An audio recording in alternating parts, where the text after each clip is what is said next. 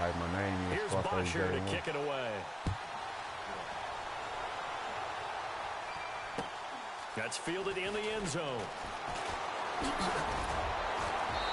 he'll wind up about 4 yards shy of where he would have been if he had taken a knee, as they'll start at the 21-yard line.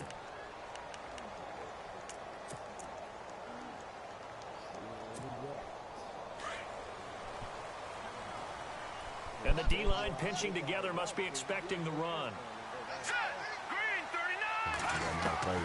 Keenum now on first down. Into a double team, and it's intercepted. Ricardo Allen with a pick. And he takes this one back into the end zone, and the Falcon defense has a touchdown. And the defense could not have written a much better script than that first drive, pick six. The offense never got a chance to really get oiled up there, did they? But the defense, they certainly got in gear. What a big-time play and a great way for them to start. And now the offense, they've got to turn things around and figure this out because your backs are on the ground real quickly. Yeah, usually when you're starting the game getting the ball, 0-0 is the only score you're worried about. Now the second time you get it, you're already down a touchdown. And he's able to get it across the 20, but not by much, as he's marked down at the 21-yard line. So the football switching hands here in just a second. And, you know, Tom Brady, just to go off on a tangent for a second, may have lost the Super Bowl, but third MVP this past season, and what he did at age 40, really something, right, Charles? Absolutely phenomenal. Ended up beating out Todd Gurley, the running back for the Los Angeles Rams.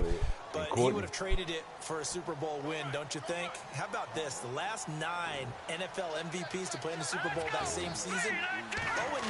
Yeah. Getting all the way back to Kurt Warner in, what, 1999 when he won the double? We were going over that stat earlier. That is hard to believe. But he would have been the MVP had the Patriots pulled that one out. Yeah, he still has 5 rings, though. 5 Super Bowl titles for Brady.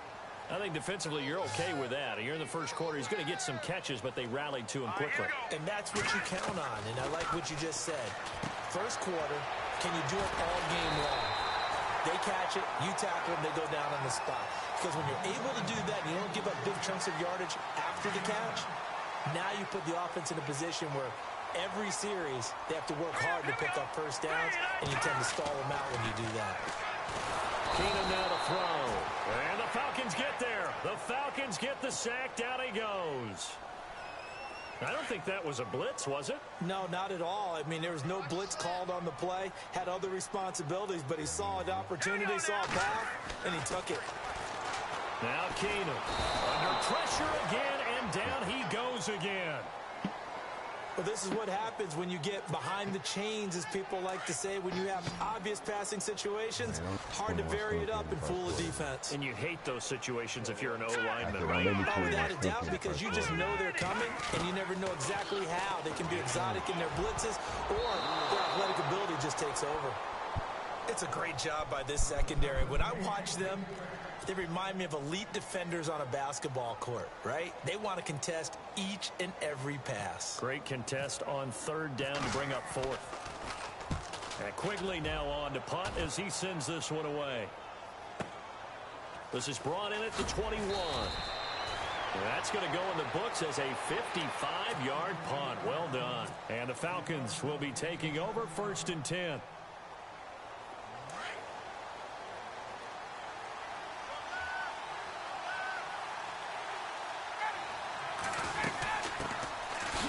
For the first time with Devontae Freeman. And he's going to lose yardage and be backed up to the 25. They'll wind up losing 4 yards on the play. And it'll bring up a 2nd and 14. Off the play fake to Freeman. It's Ryan. He completes it to Julio Jones. And he'll get it up near the 35, right at the 34 here. And they'll get 9 there as that sets him up better for third down.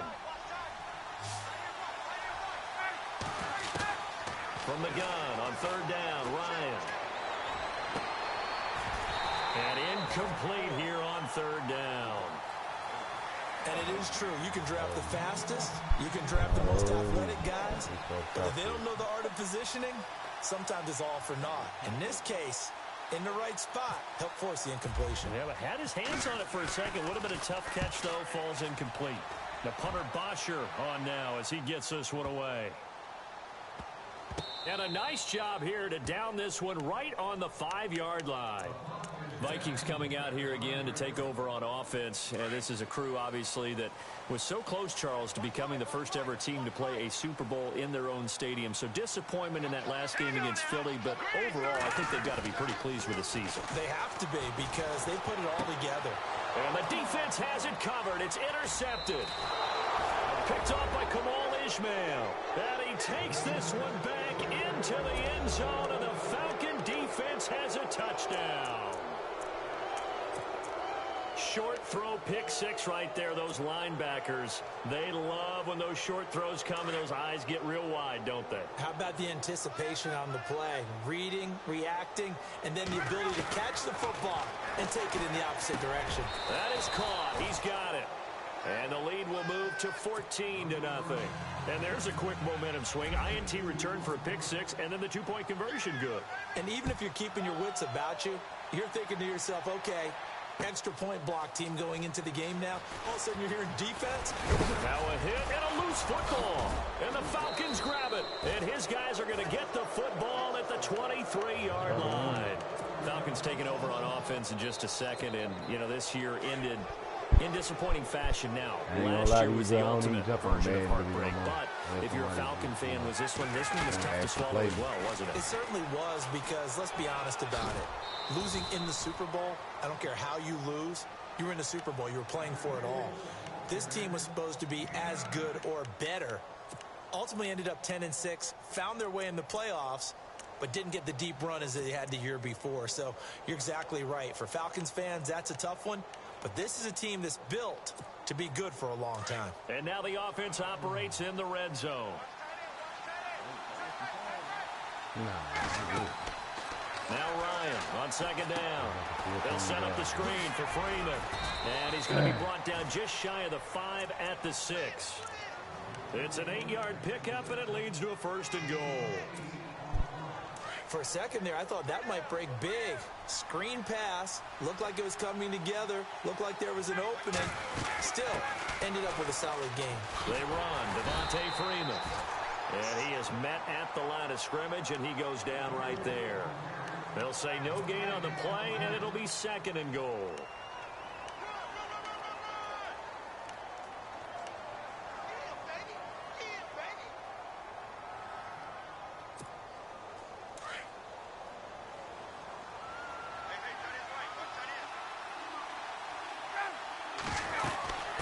Again, it'll be Freeman. It'll go as no gain on the play, and now they're looking at a 3rd and goal. Defensively, I think they can smell a stop. Ball right around the 5 here, brings up 3rd. And I think what they've done is they put doubt in the minds of the offensive guys. What do we do? Because now you don't have a go-to play. Either side they pick, throwing it, running it won't be easy. And the stop will come inside the 5 at the 4. Able to hold him to just 2 yards, and now it's 4th and goal. So on 4th down, off goes Matt Ryan, and on is another Matt Bryant. From the left hash, a chip shot here. And the 42-year-old veteran's kick is up and good. And the lead will grow. It's now 17-0. It's good to be the kicker for the top offense in the NFL, and Matt Bryant was that in 2016. Led the league in scoring with 158 points. But boy, does Atlanta find him valuable. So dependable and clutch. And he's been valuable in this league for a while. Hard to believe he's been around since 2002. Before the possession switches here, I had written down that I wanted to talk about some of the awards this past season in the NFL. We know Brady was the MVP, but Todd Gurley, Offensive Player of the Year. How about that for a bounce back? Many were questioning whether he'd had a sophomore slump the season before. Didn't even get to 1,000 yards. Was a dominant force in 2017. How about his teammate Aaron Donald on the defensive side? He took home Defensive Player of the Year award. Yeah, very impressive. They had both sides of the ball. Sean McVay deserving, I think you would agree, of Coach of the Year. Yeah, definitely. I mean, what he did for the Rams when they went from last in the league in scoring to leading the league in scoring and winning a division title. And how about the New Orleans Saints? Rookie of the Year, offense and defense. Alvin Kamara on offense, Marshawn Lattimore on defense. And he's going to get this one across the 30-yard line. And give him 14 yards that time and a fresh set of downs. I have to admit, I'm excited by that play call. and the end result, because this is a team that's down big early in the first quarter, and a lot of teams will just panic, abandon the playbook, and just start firing the ball. Good strip. The ball's out. Wow, that ball gets knocked free, but a teammate comes along and scoops it up. It's almost like baseball. Guys at bat, people are on base in scoring position. One guy doesn't get them home. The next guy comes through and picks him up. And avoids the turnover. Play action. It's Keenum. Over the middle, complete. That's Bell. And brought down, but not before reaching the 45-yard line. They call it a gain of 19, and it moves the chains. On 1st and 10, Keenum. And this one hauled in by Rudolph. And taking it across midfield and inside the 45. 11 more yards that go around, a first down as well.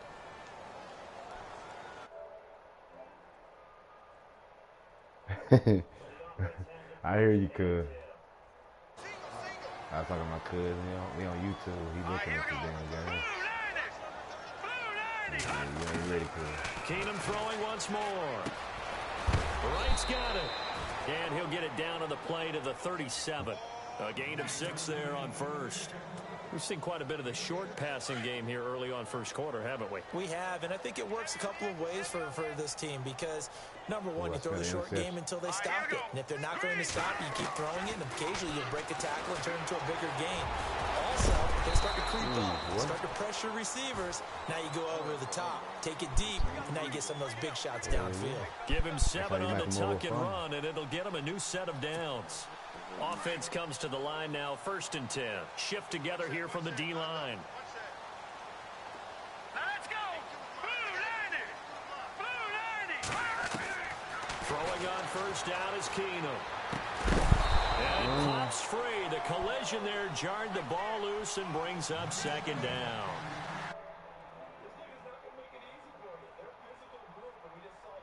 Shit, you didn't beat my ass. Just as he's trying to haul it in. And the 8th play on this drive coming up.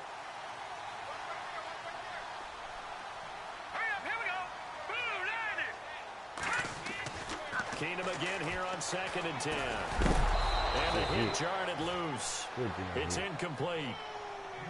This drive, which was going so smoothly, all of a sudden it's a little bit of a roadblock here with 2 straight incompletions. Yeah, apparently this defense has had enough. Apparently they're saying no more.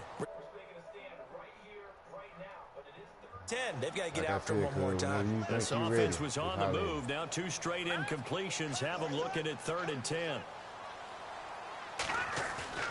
Here's Keenum. Hit as he throws there, incomplete. I think he had to unload that one before he wanted to. He was right up in his grill. I think he was a dentist there without a license, don't you? Just not enough time for the play to develop. Just lucky it wasn't a fumble, really.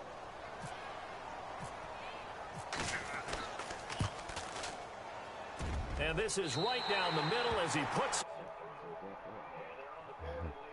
All right. After the game, cool. Look at you. 7-play drive. It's a lot of offense to run to only get 3 points, but they'll take them. Anytime you can put anything on the board, you run to your sideline, somewhat happy. Forbath now to kick it away after the made field goal. And a fair catch signaled for and take. For the possession switches here, Walter Payton NFL Man of the Year, and they totaled up how much he helped raise for hurricane relief, $37 million. Incredible. Hurricane Harvey, which really hit the Houston area in a big way, and his original goal was $200,000. So congratulations to J.J. Watt and other people who participated. And Greg Olsen of the Panthers, Benjamin Watson of the Ravens, both tight ends, also nominated and finalists for the most prestigious award as determined by the NFL, the Walter Payton Man of the Year Award. Well, add that play to his resume reel because he went to the Pro Bowl last year. That's how you go to the Pro Bowl. You make plays like that, big-time penetration, and throw people for losses. Caught on the right side by Jones. Julio Jones all alone. Touchdown, Falcons. Julio Jones, 77 yards. And the Falcons will add on to their lead. As a former DB, you might not like to see that, but from a wide receiver's perspective, those are the plays they dream of. Correct on both counts, all right? Because once he took off, I mean, let's face it, that should have been done in Big Sky Country. Aren't any speed limits out there? And off he went. Glad I wasn't the one trying to chase him. That'll be taken in the end zone. Before the offense changes hands here, let's look back to the Super Bowl February 5th. What a game. I know you were there calling it offensively, though. Impressive on both sides. It certainly was, and let's face it, if you're in Minnesota, it's cold outside, but you talk about the offenses, they heated up in a big way. And how about Nick Foles? The backup quarterback turned MVP. 373 yards, 3 touchdowns, and, of course, the big one receiving on the Philly special. Quite a story. As you and I were talking about off air, it was just a fluid game. Not a lot of penalties, just really clean play. Exactly the type of game the NFL needed for the audiences at home watching the game and, of course, people in attendance. A really well-played game. Damn, bro. I don't need it. Yeah. It does that when you know you're playing too good, bro.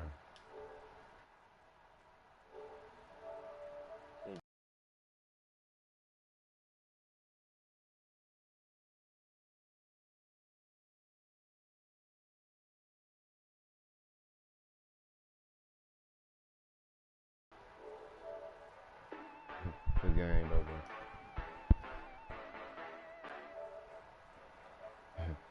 You ready, cuz?